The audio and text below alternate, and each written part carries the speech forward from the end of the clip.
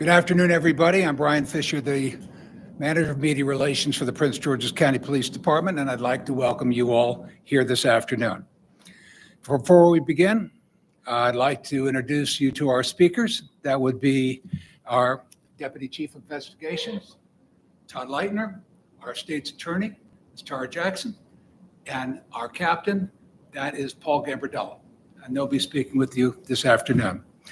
And the reason we're here today is, sadly, once again, we've been here so many times together to talk about scammers using fraudulent methods to swindle our citizens and businesses and our most vulnerable seniors. We are targeted every single day through text, emails, phone calls, and knocks on the door, and people are using nefarious ways to cheat our citizens out of their life savings. I'd like to bring up our Deputy Chief of Investigations, Todd Leitner.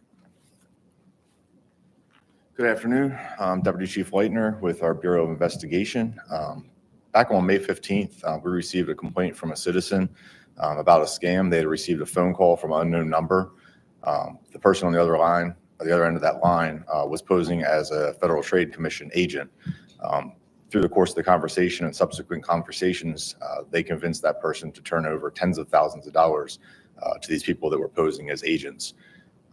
We continued our investigation, and last week, through our partnership with our state's attorney's office, we were able to secure a grand jury indictment on our two suspects in this case. We've continued our investigation, identified additional victims in this case, and our investigation totals over $700,000 now. I'd like to introduce you to somebody who's been a great friend to public safety over her time in county government, both in her previous role as our interim county executive and now in her role as our interim state's attorney, Ms. Tara Jackson. Thank you. Good afternoon.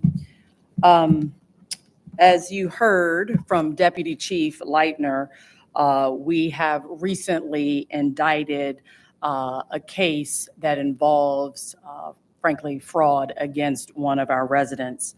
And with notice of this indictment, it is extremely important to me at the state's attorney's office to bring attention to these sophisticated and convincing financial scams that have now, that really, frankly, are plaguing our community. As you heard discussed already, and there'll be some more discussion, I'm sure, about the specifics of the case, these two individuals have been charged with their participation in a complex fraud scheme that unfortunately defrauded one of our residents of $85,000. And you heard as well that we believe that they have defrauded others as well. We've indicted these two defendants for their participation, and we will continue to partner with the Prince George's County Police Department to hold them accountable throughout the court process.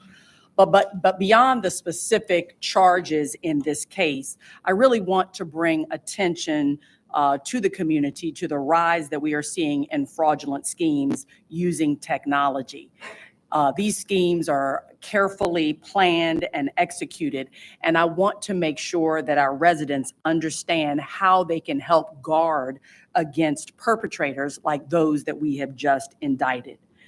These types of scams are becoming more common, more advanced, and can target anyone regardless of age, background, education, and so awareness is extremely important. In fact, within the last 24 hours, I've received a text scam on my phone from someone impersonating an employee at a state agency, advising me that I owe money, and if I didn't pay it immediately, I would receive a significant penalty. And I've received numerous similar text messages over the last several months. And I'll admit, when I first started seeing the text messages, I wasn't sure what it was. So we are urging our residents to be very cautious. These scam text messages can be sent from known or unknown numbers and are oftentimes, as the one that was sent to me, impersonating agencies that are familiar to you. These perpetrators are doing, frankly, whatever they can do to appear legitimate. So what can you do? If you receive a text message that makes some sort of financial claim that seems to come out of nowhere, resist the urge to respond and find out more. Do not respond. Even if the text message says that you just made a large purchase that you know you did not make, or says that your account has been compromised, or that you owe money and you have to act quickly, do not respond. That is part of the scam to make you feel as if you must act immediately. These messages are designed to cause panic and prompt you to act, but it is important, critical, that you do not share your personal information, that you do not click on any link that is provided in a text message or in an email, and that you do not send money. You can always make a visit to your bank later on, or look at your credit card statements later on, or call the government agency directly to see if the claims that are being made are true. If you receive a message and you are unsure, again, do not respond, but report it to our police department at 301-352-1200. 301-352-1200. They will be able to provide guidance and assist you with navigating the next steps as it relates to your specific situation. We also urge any residents who think that they have been a victim of a scam, whether it's via text message or email or via some other method, to contact our police department immediately. I want to take this time and to end by just asking our residents to be sure also to check on your older loved ones, family members, and friends, because these type of perpetrators make it a point to target those that are most vulnerable. And our seniors oftentimes are most vulnerable in our community. Have a conversation with the seniors that you know and talk to them about the use of their cell phone and messages that they might receive. They are especially vulnerable, as I've said, and are oftentimes targeted in these scams.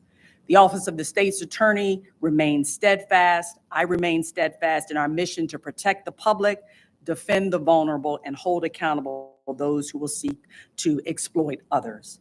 Fraud and theft are not just financial crimes. These crimes are deeply personal and oftentimes embarrassing. They violate people's trust, their financial stability, and overall sense of safety. And that is why we are committed to educating and empowering our residents with the knowledge and information needed to not fall victim to these scams. So again, do not respond if you see any sort of text message on your phone that even looks suspect to you. I want to express, before I step back, my sincere thanks to the Prince George's County Police Department, and specifically our Financial Crimes Unit and the dedicated officers who work these crimes daily, and then the prosecutors in our office who have worked diligently with the police department to bring these charges forward. Thank you. Before we take questions, I want to bring up Captain Paul Gambardella to talk about specifics about the case, and then we'll be happy to take some questions. Good afternoon. So the facts of this case is as follows.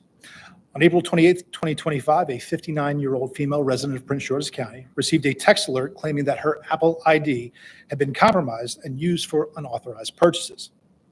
After calling the number provided on the message, she was transferred to a suspect impersonating a Federal Trade Commission official. On both April 28th and April 29th, the suspects convinced the victim to withdraw a total of approximately $62,000 in cash from her bank and hand the cash to an unknown suspect posing as Federal Trade Commission employees who arrived at her residence. The victim reported the case to police on May 15th after the suspects requested her to withdraw an additional $24,000 for a third time. 1 week later, on May 23rd, two suspects were apprehended and arrested in Prince George's County. The defendants in these case, the two defendants in this case is Jinwei Wang, a 27-year-old male with an address in California, and Zhang Zi, a 30-year-old male with an address in New York. Both individuals have been indicted for 2 counts of theft, one count of theft scheme, and one count of conspiracy to commit theft. All three are felonies. I would like to add, in addition to this case, we know that victims of these crimes are sometimes ashamed to tell police that they have been the victim of a scam such as this. We understand and sympathize. I want to stress that scammers are very good at making a victim believe that they are there to help them. Even if you are feeling embarrassed or discouraged, we urge you to come forward so we can hold these individuals accountable. We believe that there are more victims in the county and encourage anyone who believes that they may be the victim of one of these crimes to call police. Thank you. We'll take some questions.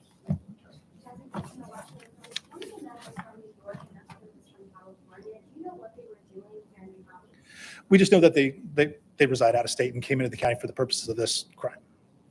What were their roles in this? They are the couriers? Yeah, so these are the couriers themselves. We know that this is part of a larger operation and that may be multiple individuals acting, but these were the two individuals who physically arrived on scene. So getting the couriers doesn't mean that this is, talk about, like, based on experience, where are the scammers? Overseas? It could be anywhere, sir. I mean, again, if you're operating with a cell phone, you could be anywhere you want to be. We do know that this is a fantastic first start for this case individual in particular, and that there are other cases that are in different stages. But we're working not only to find the couriers, but also the individuals that may be calling if they are different from the people who arrive on scene. What's the age of the 27 and 30. Oh, I'm sorry, for the resident. Yeah.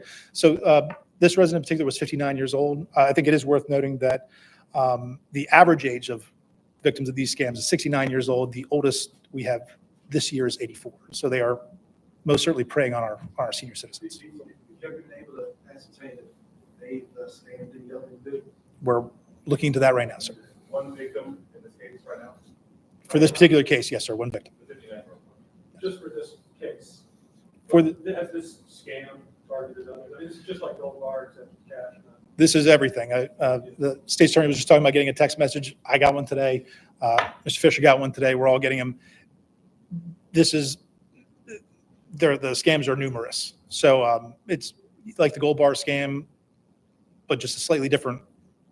I just have a point of clarification. So there was $700,000. There was a figure that was thrown out. Is that related to this case in any way? Not this case in particular, sir, no.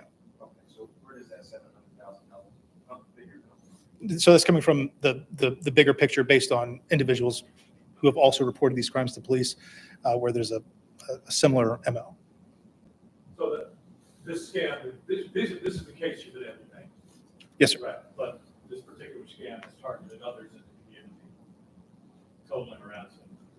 Yes, sir. And if we're talking about the broader scams, it gets much more than that. When you hear it, it's like, who's going to believe that? How convincing is that? I can tell you right now, the reason they are successful is because they prey on people who wouldn't normally think that a fraud was taking place, which is why the primary age of our victims is older. They're preying on senior citizens. They're preying on, my parents, yeah. I meant your parents, sir. Just, but yeah, that's the reason. Yeah, I just wanted to, can I just say, Oh, yes, ma'am, of Captain, course, just for a minute? absolutely. And I think it's important to note that they prey on persons that really, in many instances, are very responsible. So if somebody texts you and says, if you don't pay this money immediately, then your license is going to be suspended. And so most of us that are responsible don't want our license suspended. And so we'll do whatever necessary, what we believe is necessary to make sure that that is not the case. And so I just wanted to make that point that I think that certainly the elderly, as has been said, are unique victims.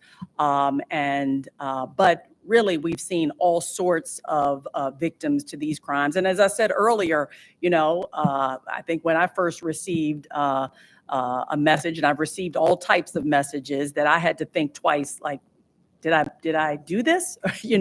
And should I click or not?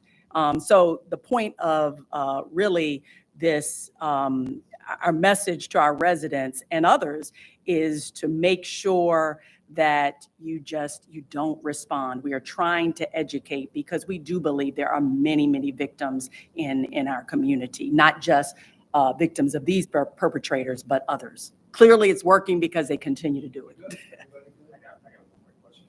I know earlier this year, Prince George's County Police reported that scams have cost Prince George's County residents more than $1 million. And that was earlier this year in the spring. Where does it stand at now, additionally with this figure, or if that figure contributes to that? So we're talking about scams in general. So not this particular type, but we call them impersonation scams. Right now, we're somewhere in the area of $2.9 million for our citizens, Just so far this year. just in the county since the beginning of the year. Thank you all very much. Thank you.